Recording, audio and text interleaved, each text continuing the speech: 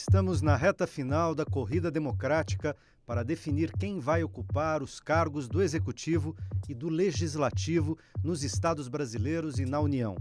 Candidatos, assessores, militantes, apoiadores e financiadores formam e ativam a campanha eleitoral que está na TV, no rádio, nas ruas, na web. Como acontece esse movimento?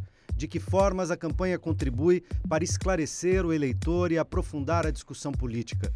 Como as várias mídias tratam as eleições no país? Essas e outras perguntas estão no debate que começa agora no Melhor e Mais Justo.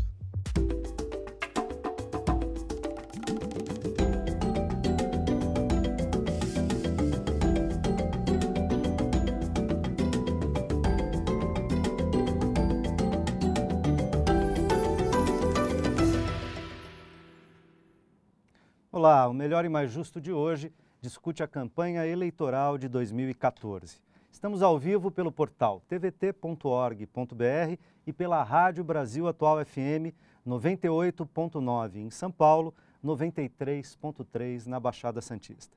Participe desse debate pela web ou pelo telefone 0 operadora 11 4930 7356.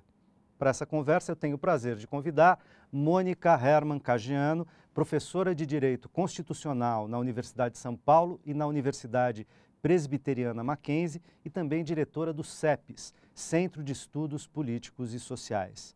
Wagner Iglesias, doutor em Sociologia e professor da Escola de Artes, Ciências e Humanidades da Universidade de São Paulo, e a blogueira Conceição Oliveira, do blog Maria Fro. Bem-vindos. Obrigada. Mais de 142 milhões de eleitores, 32 partidos políticos, 11 candidatos à presidência da República, mais de 160 aos cargos de governador de estado, cerca de 170 candidatos concorrem ao cargo de senador. São ainda mais de 6.170 candidatos a deputados federais e cerca de 14.700 a deputados estaduais. Esses são os números que compõem as próximas eleições do dia 5 de outubro. Então, para começar, eu gostaria que vocês analisassem a dinâmica dessas campanhas eleitorais no atual cenário político brasileiro. Na opinião de vocês, que jogo a gente está jogando? De novo, bem-vindos. Eu vou começar pelas damas, por favor. Mônica, qual o jogo que a gente está jogando no Brasil nas campanhas eleitorais de 2014? Eu gostaria de antemão agradecer e realmente fiquei extremamente sensibilizada com essa proposta da TVT de abrir o debate sobre a questão eleitoral, porque a questão eleitoral é uma questão de cidadania, exercício de cidadania e, portanto, é o direito de participação política. E eu queria cumprimentar e parabenizar a TVT pela iniciativa, e não só pela iniciativa, por convidar alguém do direito, alguém representando o pensamento jurídico. E até eu vou falar por quê. Porque a questão eleitoral é uma questão que lida muito de perto com a ciência política, comportamento eleitoral, comportamento da cidadania, comportamento do cidadão. E até para nós, que somos da área jurídica, nós caímos para a área da filosofia, da ciência política, da área do Wagner, por exemplo, e é muito mais atraente o tratamento nessa área do que na área dura do direito, jurídica, o tratamento da lei. Mas passando, e até para dar oportunidade para os outros de também comentar, eu diria que eu parabenizo e digo que estamos num momento extremamente especial de participação cidadã e da cidadania, de participação política. E sob este aspecto, e eu vejo a legislação extremamente dura, draconiana, rígida, e sob este aspecto da lei, que exatamente eu que sou representante do mundo jurídico, afinal de contas, sob este aspecto eu diria que a campanha e as campanhas a partir da mini-reforma 11.300 de 2006, ou seja, já a partir de 2006, não é de hoje, mas a campanha deixa o candidato meio que escondido. Nós não temos campanha na rua, no logradouro, nós não temos o comício atraindo, nós não temos o contato do candidato diretamente com o eleitor, tentando conquistar o voto, a simpatia do eleitor. O que eu estou vendo, basicamente, é uma campanha pela mídia, amplamente sofisticada, e, na realidade, é uma piada.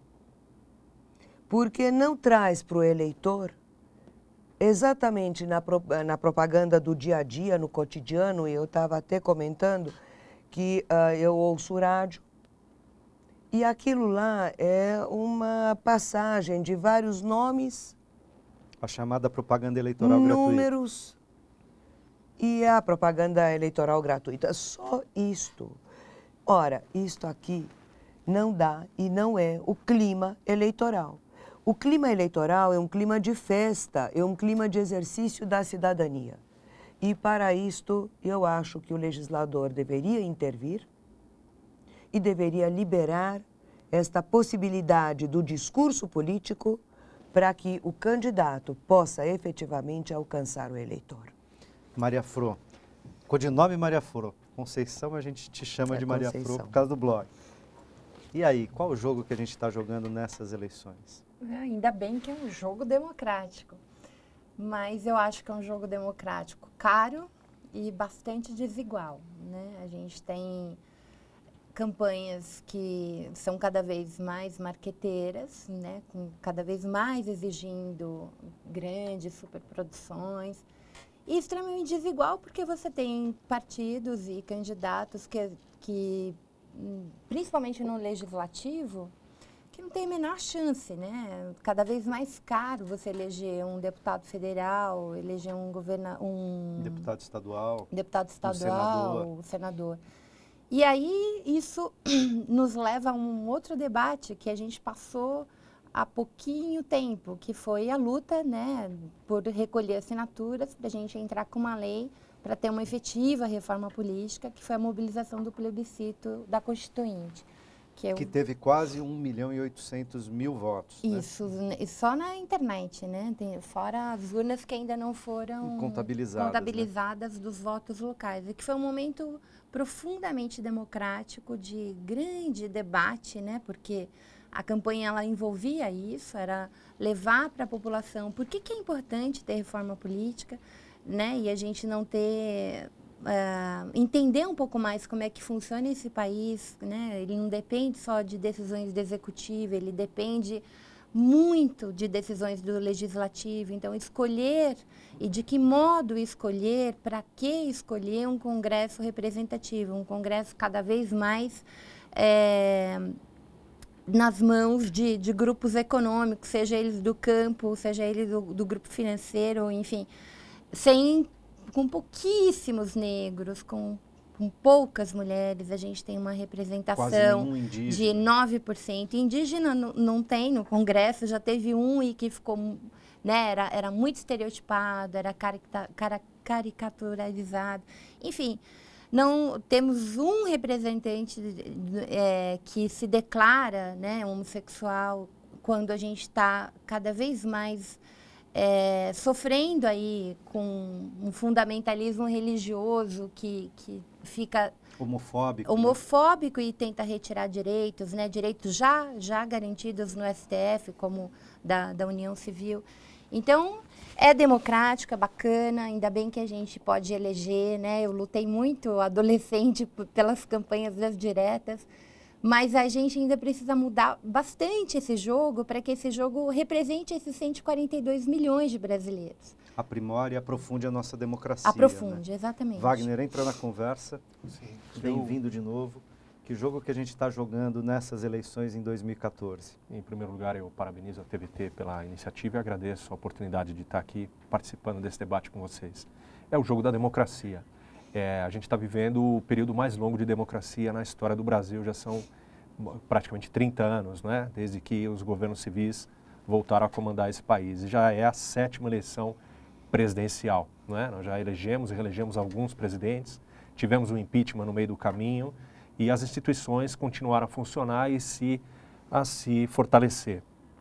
Por outro lado, é uma democracia, já com alguns problemas que foram levantados aqui pelas minhas colegas, que tem muitos pontos a serem melhorados. Eu acho que o principal hoje é a questão do peso do poder econômico nas campanhas eleitorais, e não só nas campanhas eleitorais, no próprio exercício dos mandatos legislativos e executivos. Não é? Uma reforma política se faz urgente, se faz necessária, e eu acho que o primeiro ponto seria se pensar novamente o peso que empresas privadas, que em geral têm negócios com o Estado, exercem sobre os nossos representantes. Eu tenho a impressão que os fenômenos que a gente viu no ano de 2013, quando muita gente foi às ruas, e muita gente que também nem foi às ruas, manifestou de que esse sistema não nos representa, esse fenômeno tem a ver com o fato de que, de fato, o nosso sistema político está muito mais próximo dos grandes interesses econômicos, está muito mais comandado pelas oligarquias partidárias do que